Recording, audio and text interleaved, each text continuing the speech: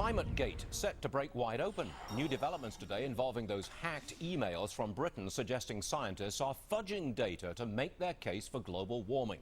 Republican Senator James Inhofe is calling for a full investigation. And he joins me now by phone from Oklahoma. Senator, you've seen these emails at length. Do you believe that the climate scientists are trying to conceal evidence that works against global warming? Oh, that's been going on a long time, Stuart. In fact, I've talked to Neil about this over the years. 4 years ago, I made a speech on the Senate floor that almost mirrors what has been discovered in the last few days.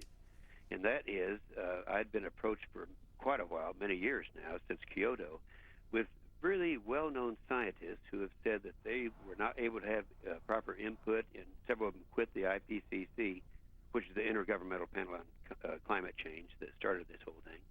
So I think they've been cooking science for a long time, Stuart. Well, Senator, I know you've seen the emails, but for the benefit of our viewers who haven't, I'm just going to read brief excerpts from 3 of them.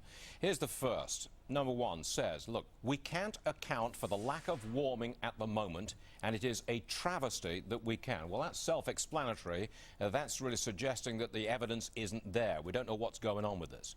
Number 2, quote, I'm really sorry that you have to go through all this stuff, Phil. Next time I see Pat Michaels at a scientific meeting, I'll be tempted to beat the crap out of him. Very tempted. Now, a clear-cut threat. Number 3, a little more complex, but listen to this. I've just completed Mike's Nature trick of adding in the real temps to each series for the last 20 years, i.e. from 1981 onwards, and from 1961 for Keith, to hide the decline. That seems like deliberately changing the data to suit your way. Now, lots of people have seen these emails. Do you think it's going to have an impact on the cap-and-trade legislation going through the Senate? Oh, absolutely. By the way, that Mike, I assume, is Michael Mann, who was he had that original hoax, this hockey stick thing that's been... yes, I think it will. First of all, let me just say this. I think that the cap-and-trade legislation that passed the House, the Waxman-Markey bill, wasn't going to go anywhere. They tried their best to get enough votes to pass it. They couldn't do it. They're trying to do it before the big party at Copenhagen. But now that this has come out, and if you go back and look at the speech I made on the Senate floor 4 years ago, this really just documents what I was suspected at that time. I would say yes, this was stopped. I think that cap and trade was stopped anyway. People are just not ready to pass the largest tax increase in the history of America on something that's not well-founded. Senator, I believe you have an announcement fresh for us at Fox News. Can you go ahead with it, sir? Oh, yeah. Today, announcing the investigation. I'm the ranking member of the Environment Public Works Committee.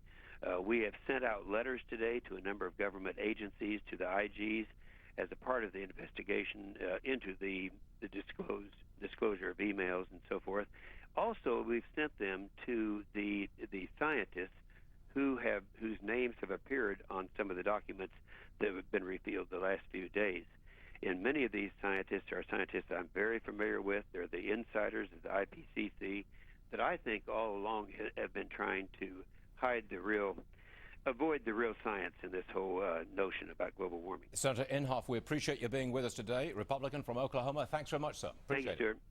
Ed Begley Jr. is all about living green and cutting his carbon footprint. Does this change things at all, these emails?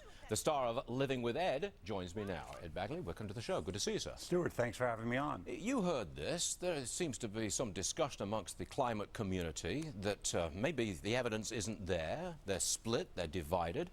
Do you ever think that maybe you're wrong about global warming? I think the science is very clear in global warming. What these statements are, we'll go down the path and see what happens in peer-reviewed studies. Those are the key words here, Stuart. Peer-reviewed studies. If these scientists have done something wrong, it will be found out and their peers will determine it. I don't think geologists should write papers about being an actor or a newscaster, nor should...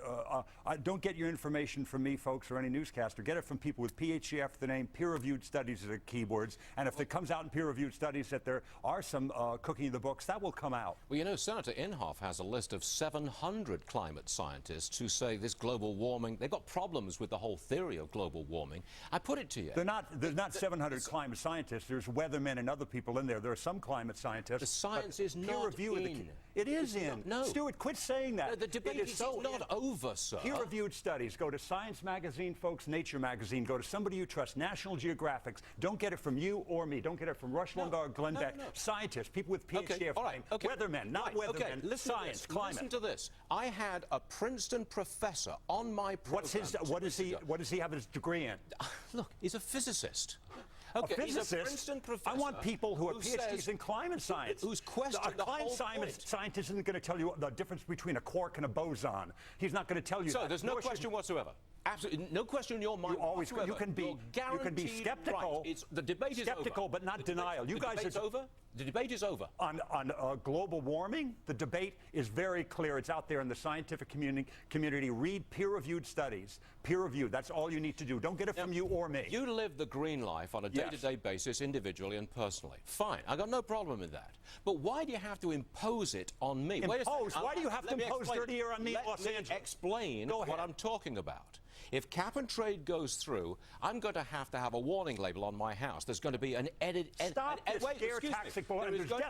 There is an energy audit going on my house. Yes, sir. You should have an energy audit in your home to make it more efficient. Thanks for admitting it. Okay. I just had an energy audit in my home, and I reduced my bills by half. Why don't you want an energy audit? I am not allowed to buy incandescent light bulbs. When are you not allowed to buy them? What year are you not allowed to buy them? A couple of years in the future.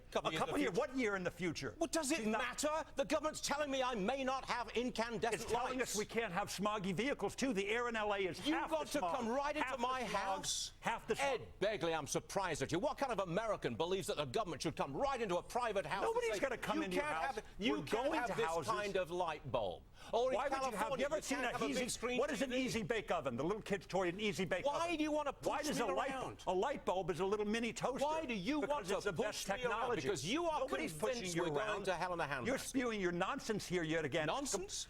The air in L.A. is twice as clean as it was in 1970. Why? Because of good technology. That's got nothing to do with global warming. It has everything to do with good science. Nothing to do with global warming. It has everything to do with finance and cleaning up the air. You people said it wouldn't work. We have cleaner air in L.A. because of the catalytic converter. Nothing to do with global warming. I know it doesn't, but you said this before. You said it about seatbelts and airbags. So you couldn't possibly afford this.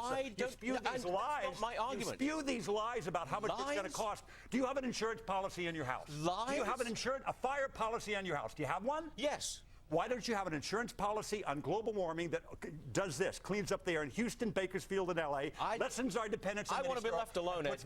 I don't want to be pushed around by the government. You're not allowed to destroy the commons, sir. You can be left alone, but you cannot destroy the commons. And you haven't proved destroying the commons is the air and the ocean. You can do whatever you want, but you cannot destroy the commons. It's very old law, sir. You know, I thought you were all low-key when you walked in the studio, but I thought you were, too. You're having your tea. You're a proper Brit. I actually like you. Time's up. Ed Begley, thank you Stuart.